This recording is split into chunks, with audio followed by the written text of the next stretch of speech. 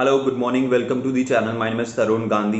Global market से शुरुआत करते हैं यूएस मार्केट्स।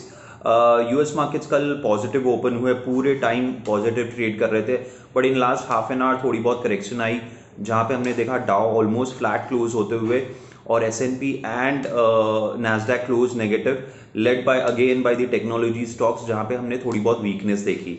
एशियन मार्केट्स की हम बात करें तो एशियन मार्केट्स में कुछ अभी नतीजे भी आ रहे हैं, तो उसकी वजह से एक मिला जुला सा ट्रेड है। तो हाँ, अगर हम देखें Hang Seng and Shanghai they are trading negative, but Nikkei is trading positive. हमारे जो एसजीएक्स निफ्टी इंडिकेट कर रहा है almost flat opening after a good correction yesterday and breaking the 17,400 on a down side. So एक जो support, important जो support था 17,400, उसको ब्रेक किया है निफ्टी ने। अब देखते हैं आगे क्या होगा, उसके बारे में हम बात करेंगे। बट बाकी इंडाइसेस देख लेते हैं। ब्रेंट क्रूड देख रहे हैं हम $92 के आसपास ट्रेड कर रहा है पर बैरल। तो वहाँ पे थोड़ी बहुत वीकनेस आई है आज के दिन में ओवरनाइट। गोल्ड की हम बात करें तो गोल्ड में एक अच्छा खासा स्ट्रेंथ हम दिखाई दे रहा है। $18-22 पर आउंस के आसपास ट्रेड कर रहा है। रुपी कल फ्लैट था 74.70। कल एक सरप्राइजिंग था कि एफआई तो चलो बिकवाली करते ही करते हैं, बट डीआई ने बिकवाली की है, वो भी एफआई से ज़्यादा नंबर्स की। तो एफआई ने कल बिकवाली करी है 1157 करोड़ की, और डीआई ने बिकवाली करी है 1376 करोड़ की yesterday. So it was a quite a surprising number, particularly from the DI side. 10 year G sec की बात करें तो 10 ईयर जी सेक कल वहीं क्लोज हुआ, कोई ट्रेड हुआ नहीं। अब निफ्टी की बात करें तो निफ्टी का जो इम्पोर्टेंट जो सपोर्ट रहेगा, साइकोलॉजिकल भी और क्रिटिकल भी on the technical charts is 17,000 levels. 17,000 और 16,950 ये एक रेंज है जहां पे एक बहुत बड़ा सपोर्ट है। और ऑन दी अपसाइड अब फिर जो हमारा सपोर्ट था जो ब्रेक हुआ, वही अभी हमारा रेजिस्टेंस बन गया है, विच इज 17,400 लेवल्स। सो ये 400 पॉइंट्स का एक रेंज है। देखिए मार्केट बहुत ज़्यादा वोलेटाइल है, कल भी मैंने मेंशन किया था कि इतनी वोलेटिलिटी रहेगी और ये बनी रहेगी, क्योंकि and it will be more of a stock specific, sector specific. आप किसी भी तरह एक डायरेक्शनल ट्रेड नहीं ले सकते। ये 2021 नहीं है कि आपने कुछ भी कहाँ पे भी कुछ भी बाय कर लिया और आपने पैसे बना लिए, तो ये आपको ध्यान में रखना चाहिए।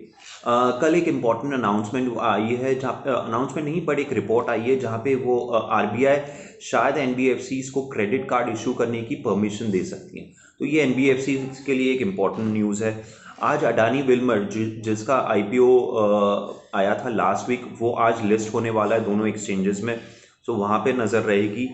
और एसबीआई का मानना है कि ये राइट टाइम है कि रिवर्स रेपो रेट यहाँ से हाई किया जाए। ये मोर और लेस फैक्टर इन हो भी गया है प्राइस में भी, यील्ड में भी, इन 10 ईयर जीसेक, जहाँ पे रेपो रेट हाइक और रिवर्स रेपो रेट हाइक ये आने वाले दिनों में, आने वाले महीनों में हो सकता है। आज से मॉनेटरी पॉलिसी की मीटिंग शुरू होगी और उसका आउटकम 10 तारीख को आने वाला है। और मोर और लेस इट इज फैक्टर्ड इन कि शायद over next 1 year period 25 to 50 basis point का रेट हाइक हो सकता है। तो एसबीआई का मानना है कि ये सही टाइम है, थोड़ा सा रिवर्स रेपो रेट हाइक बढ़ाना चाहिए बाय ऑलमोस्ट 20 बेसिस पॉइंट, ये एसबीआई का मानना है। अब आते हैं हम स्टॉक्स पे कुछ स्टॉक्स हैं जो आप फोकस करके चल सकते हो। पहला स्टॉक है भारती एयरटेल। भारती एयरटेल का आज रिजल्ट भी आने वाला है और वो फंड रेजिंग का भी की भी मीटिंग है।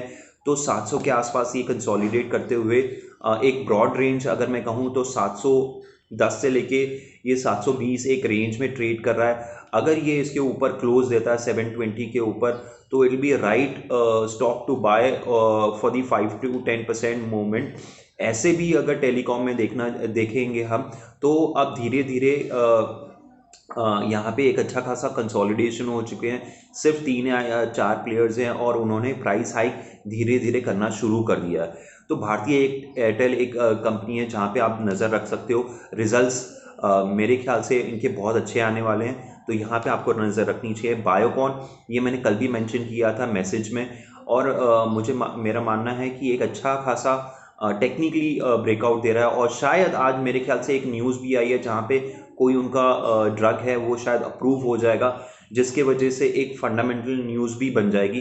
तो बायोकॉन एक सेकेंड स्टॉक है, करीबन 400 के आसपास ये ट्रेड कर रहा है, और मुझे लगता है कि ये एक राइट स्टॉक है एटलीस्ट फॉर दी 5% मूवमेंट। 400 से हम टारगेट देख रहे हैं 420 से 425 का, तो यहाँ पे आप देख सकते हो। तीसरा स्टॉक है बलरामपुर चीनी। चीनी स्टॉक्स में, ऐसे भी शुगर स्टॉक्स में they are doing well.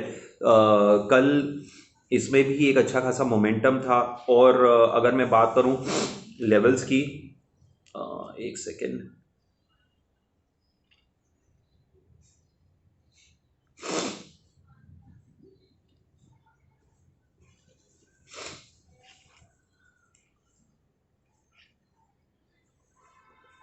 Four 44 का क्लोज आया है। जैसे ही ये 460 ब्रेकआउट करता है ऑन अ क्लोजिंग बेसिस, तो मेरे ख्याल से यहाँ पे 10-15% का अपसाइड है, which will take this stock to almost 500 rupees. So ये तीसरा स्टॉक रहेगा बलरामपुर चीनी, जहाँ पे आप नज़र रख सकते हो। चौथा स्टॉक रहेगा अडानी ग्रीन। अडानी ग्रीन ने भी एक रेंज, जो कंसोलिडेशन रेंज था 1900 से लेके 2000 का, एक अच्छा खासा ब्रेकआउट दिया है वहाँ पे भी। इसमें अगर आप देख के चल सकते हो levels to watch out on a down side, कहाँ पे आपको बाय करना चाहिए। सो 1980 से लेके 2000 के रेंज में अगर ये स्टॉक अगर कोई वीकनेस दिखाता है या मार्केट वीकनेस दिखाता है, वहाँ पे अगर ये स्टॉक आता है तो एक अच्छा खासा बाय रह सकता है। 2024 का कल का क्लोज आया है, यहाँ पे आपको टारगेट लेके चलना है करीबन 2075 से लेके 2100 का। तो ये 4 स्टॉक्स हैं जो आप बाय करके चल सकते हो, बट लेवल्स इंपॉर्टेंट है कहाँ पे आप बाय कर रहे हो। तो ये 4 स्टॉक्स आप देख के चलिए, और मार्केट वॉलेटाइल रह सकता है। पुट कॉल रेशियो ये सजेस्ट कर रहा है कि हम ऑलमोस्ट ओवरसोल्ड टेरिटरी पे ट्रेड कर रहे हैं, तो थोड़ी बहुत कंफर्ट वहाँ से आ रही है। तो अगर कोई वीकनेस आती है तो ये शायद सस्टेनेबल नहीं रहेगी, और हमें फिर से एक इंट्राडे बाउंस बैक हो सकता है, या क्लोजिंग बेसिस पे भी बाउंस बैक हो सकता है, जो कि मार्केट को यहीं स्टेबलाइज कर सकता है। तो on a down side 17,000 is a critical number, on the upside is 17,400। ये 2 लेवल्स हैं, हमें देख के चलना चाहिए। तो अगर ये आपको वीडियो अच्छा लगा तो प्लीज़ लाइक एंड सब्सक्राइब कीजिए, अपने फ्रेंड्स ग्रुप्स में शेयर कीजिए, और अगर आपके कोई फीडबैक या कमेंट्स हैं तो प्लीज़ मेंशन कीजिए कमेंट बॉक्स में। So thank you so much.